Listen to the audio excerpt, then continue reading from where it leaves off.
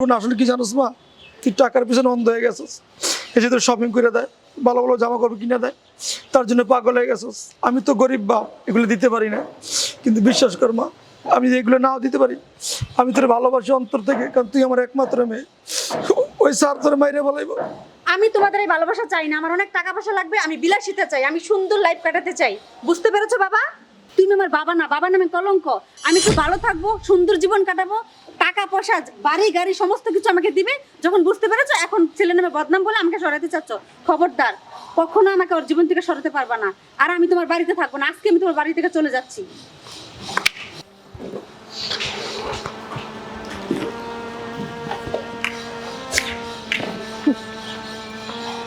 মা যাইস না মা, আমার কথা তুই বোঝার চেষ্টা করলি না। কি করে বুঝাবো?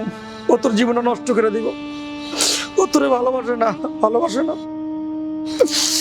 যে সন্তানরা বাপ মার কথা শুনে না, সেই সন্তানরা কখনো সুখী হইতে পারে না, সুখী হইতে পারে না, সুখী হইতে পারে না।